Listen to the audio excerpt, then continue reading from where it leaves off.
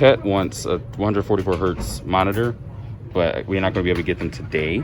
But I'm just at least showing like the options that Micro Center has for him. And there was another one he mentioned, right?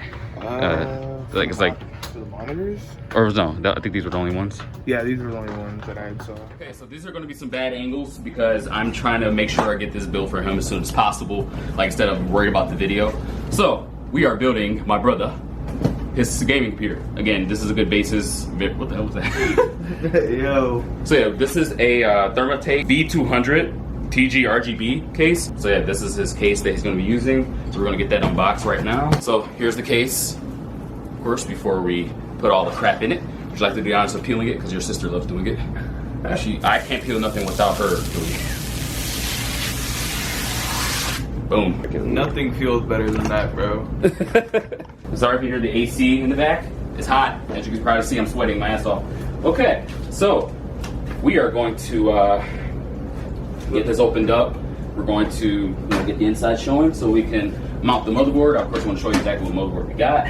All right, so here's the inside of the case. Of course, the bare bones of it. Yeah, 4 fans. So we have 3 RGB fans in the front.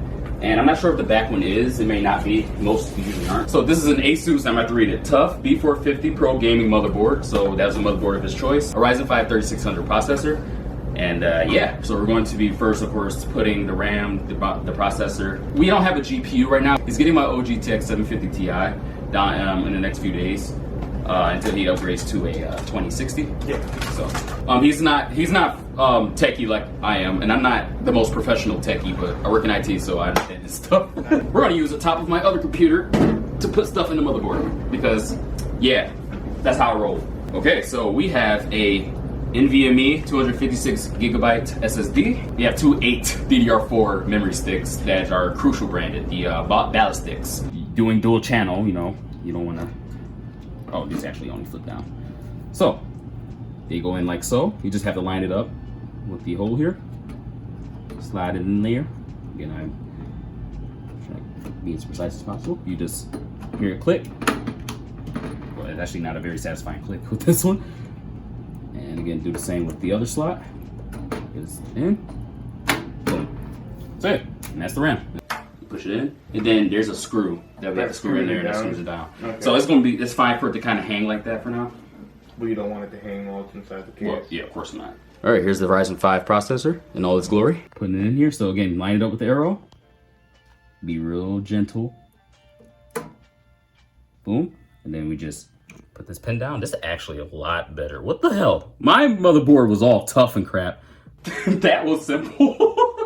Well, it's already placed, so now I just gotta put the fan. This is my first time actually dealing with this motherboard specifically. So there's gonna be some confusion probably going on at some point with me, like trying to figure out how certain things go, but it's typically always the same, like where things go, especially in the computer build. So I have to figure out where the fan input is. Okay, so we have the CPU fan as well as the processor installed and the RAM, and we have this installed. We just need to find the screw. I did not see it in the hard drive case of the packaging, but there should be one somewhere. I gotta find it. So now we're gonna be setting the motherboard in place. Gotta line it up with the little plate here. All right, look good. All right, so now we're gonna screw it into place. And this is a PowerSpec 650 watt semi-modular. So yeah, we'll be able to choose what cables we need pretty much. So we know that eventually he is going to want a 2060. Well, I think it's a GTX 2060 or something like that. Yeah.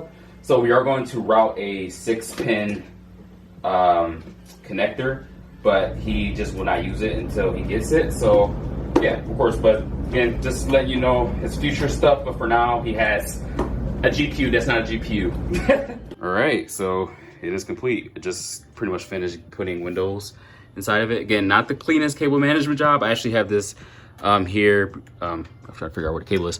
Where does the hell? I don't know where I hid it, but I have a 6-pin connector hiding out until when he gets another GPU. But he has something very small in it right now. But yeah, all is good. Again, we're just loading Windows 10 on it right now, and this is all set.